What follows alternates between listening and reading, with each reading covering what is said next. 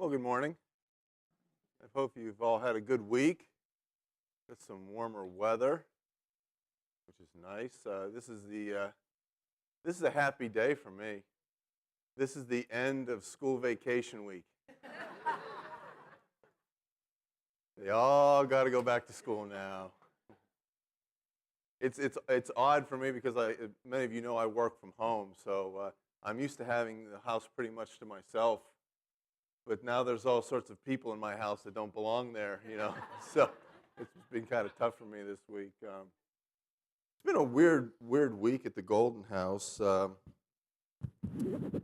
kind of been a week of fires. Fire has played a prominent role in the Golden House existence this week.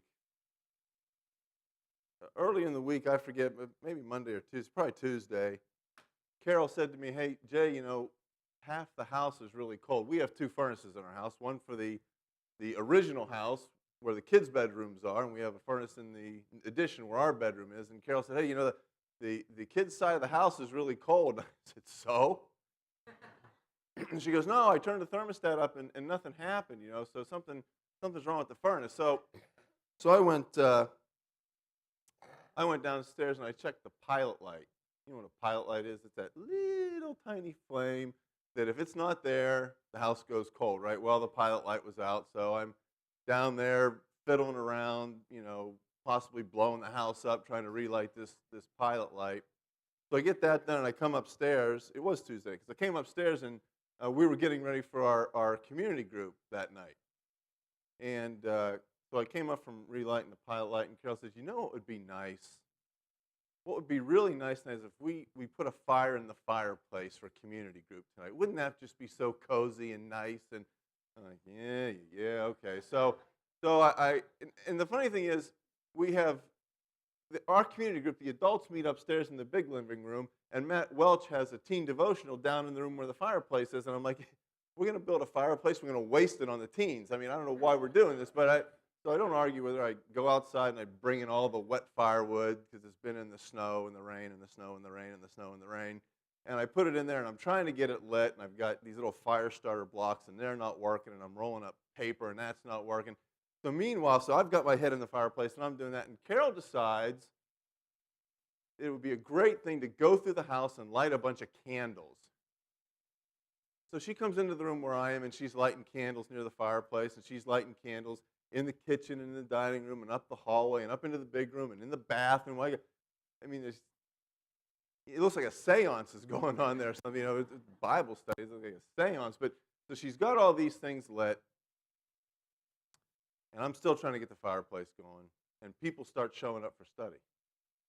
And they come in, and the way it works at our community group, people come in, and sometimes people will bring little treats or something. They'll take them, put them on the kitchen table, and they'll get their cup of coffee and tea. And they kind of congregate in the kitchen and talk a little while, right? So I'm trying to get the fireplace going, and people are talking, and Matt Welch and Mike Baylor are in the living room with me trying to get the fire going. And I finally get the fireplace going a little bit, and I step away, and I look out into the kitchen at the table. And there's some people who shall remain nameless, and they're all standing around the table. They're talking away, drinking their coffee. And I look in the middle of the table, and there's a large pink box with cupcakes in it, and it is on fire. Blazing fire. And I stood there for a moment. And I'm looking at this scene. And I finally said, "Excuse me, can someone tell me why the cupcakes are on fire?" And that's when all the screaming started. "Oh my goodness!" And they're smacking the box trying to get it. And someone takes a wet dish rag and they're hitting the box. And I'm like, "The cupcakes! The cupcakes!" Someone had set this cupcake box too close to, these multiple candles that Carol had lit, and it caught on fire. No one was paying attention when they set that box down and flipped the lid open. They flipped the lid open right on top of the candle.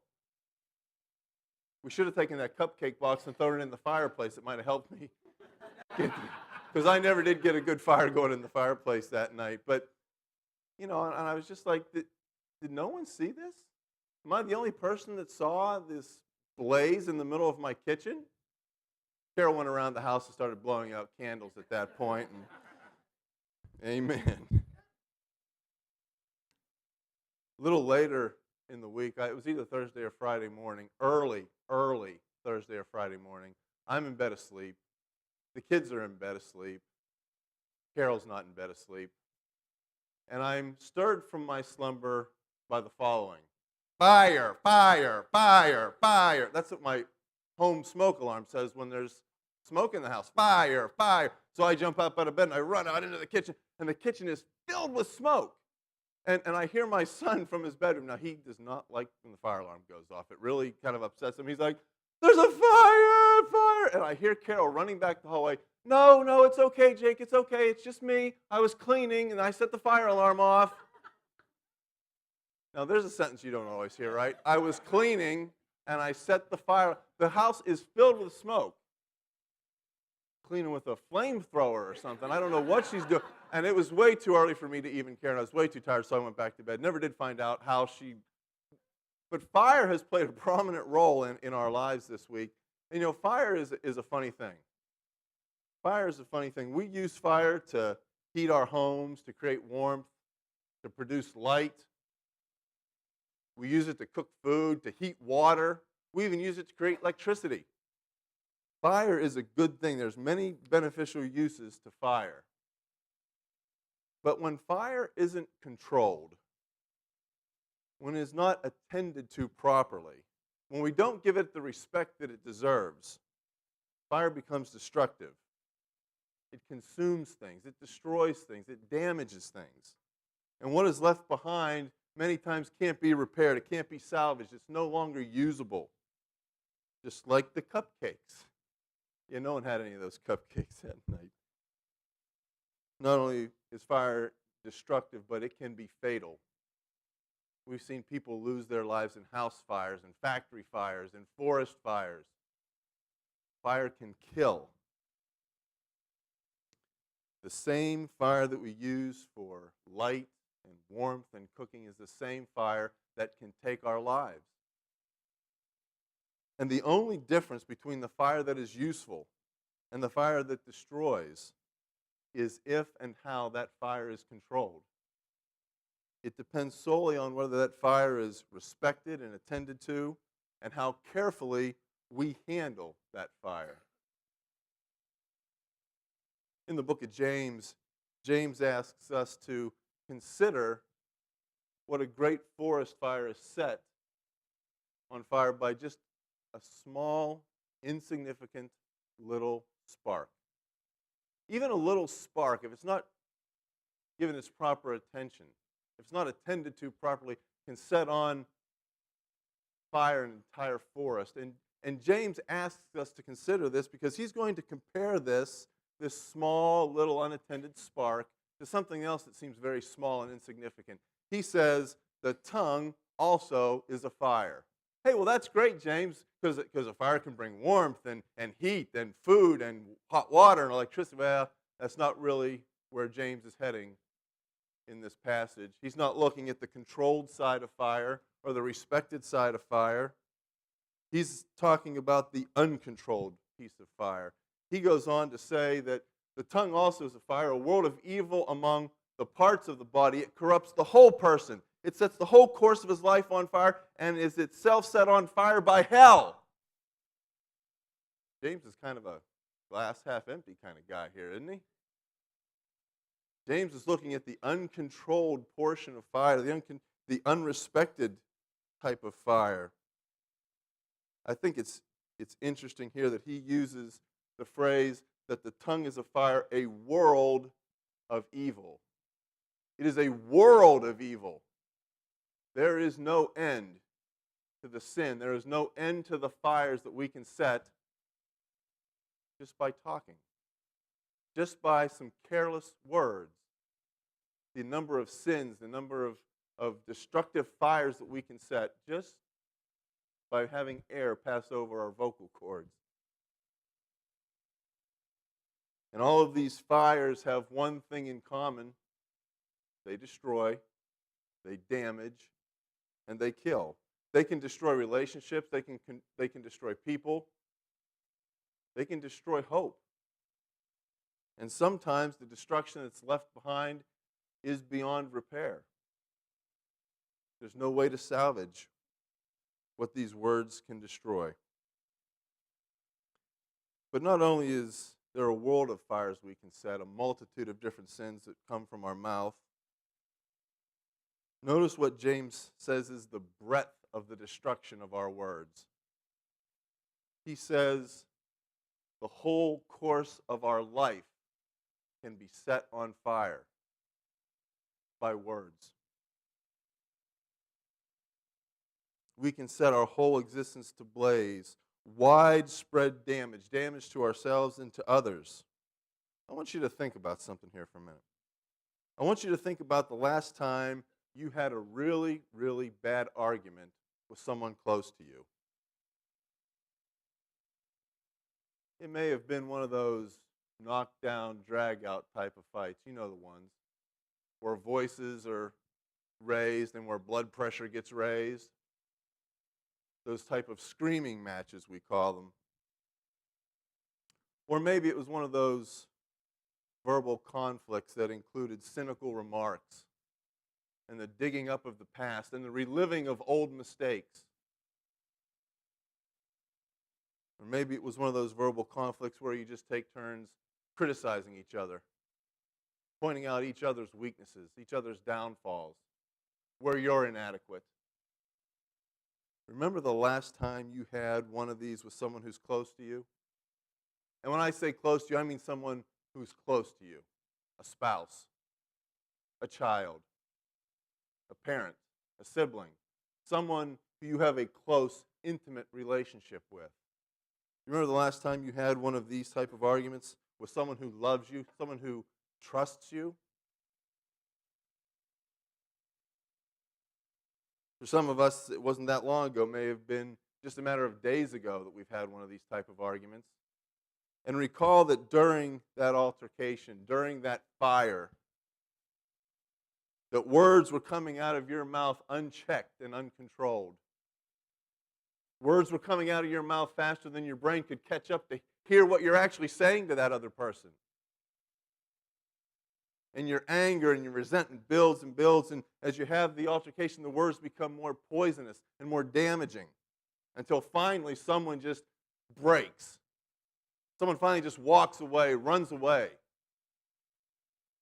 But you know, it doesn't end there. These type of things don't end there, because what happens when the altercation is over and you walk away from that person and you walk into the rest of your existence, you walk into the existence you have away from that person. So you've started a fire inside. You've stirred something up, and it's not easy just to shut that off. It doesn't go away. How do you think you're going to treat the next person you come into contact with after having just had one of those types of fires set within you? It continues to burn inside of you, and you just can't shut it off, because once you've unleashed your tongue, you no longer have control of it. It now has control of you. And your self-control is struggling to try to catch up, to try to regain control of the course of your life. And then later, as that fire does die down, as your head becomes clear and level again, you begin to ask yourself all of those questions. Why did I say that? What was I thinking to say something so mean to that person? How could I have been so cruel to that person? All those words came bursting forth out of my mouth, and that really doesn't reflect how I feel about that person. What was I thinking? And as you begin to feel that remorse and that regret for what you've done and what you've said, you get that sick feeling down in your stomach, like someone's punched you in the gut. You feel that weakness. You feel that helplessness. And as that regret and that remorse grows deeper and deeper, then sadness takes over, because you know you may have just broken something very precious. But by then it's too late. The damage is already done. Pieces of relationships have been destroyed. Trust has been lost. And you are left with the shame of knowing that you've done something terrible to someone who's close to you. And then you begin to wonder if you'll ever be able to regain what was lost. If you'll ever be able to repair those broken pieces of the relationship. Will I ever be able to look that person in the eye again after the terrible things I've said? Will things ever be the way they were before? Your whole existence has now been damaged by a few words. And all that is left behind are the charred remnants of something that once was beautiful. And you're left with the lament of, if I'd only been more careful with my words. Earlier in the book of James, James gives us a very simple rule to live by. Well, a simple sounding rule to live by. He gives us a rule that if we followed this rule in our lives would be much easier, much more beautiful, much more peaceful. It's a very simple rule. And he says, my dear brothers, take note of this. Everyone should be quick to listen, slow to speak, and slow to become angry.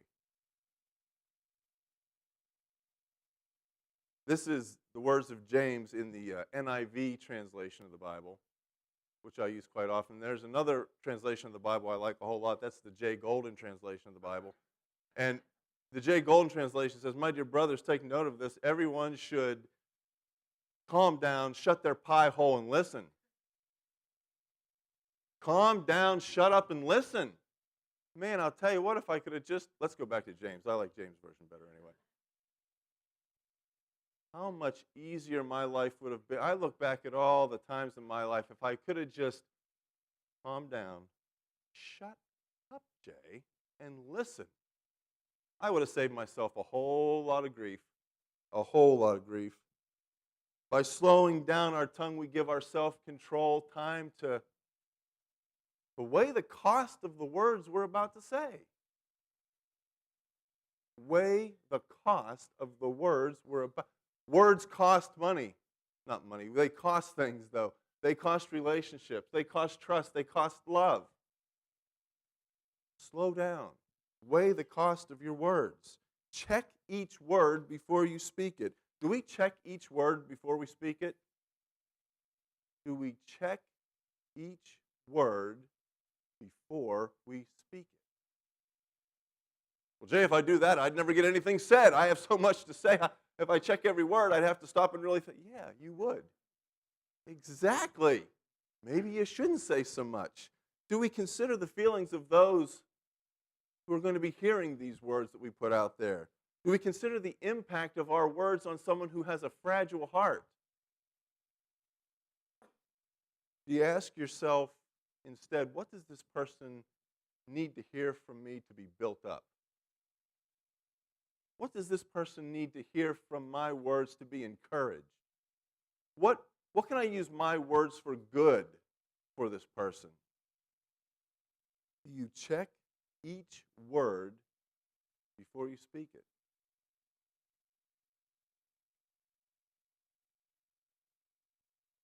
You know, part of the problem is we live in a society, we live in a world that does not believe in controlling our words. We live in a culture that encourages freedom of speech, right? I can say what I want to. I have my First Amendment rights. I'm going to say what I want to say. We don't live in a society that encourages us to thoughtfully consider the impact of those words. We live in a society that values the freedom of the individual to say whatever they want, no matter the damage, no matter the cost,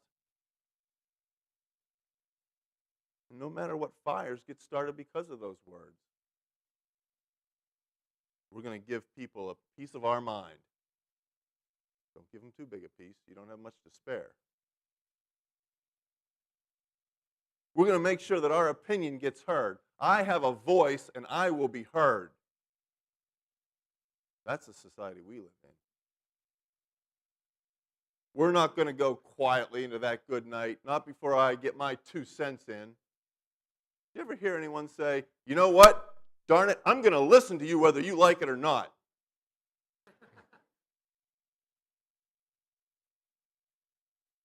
That's not the society we live in. That's not the culture we live in.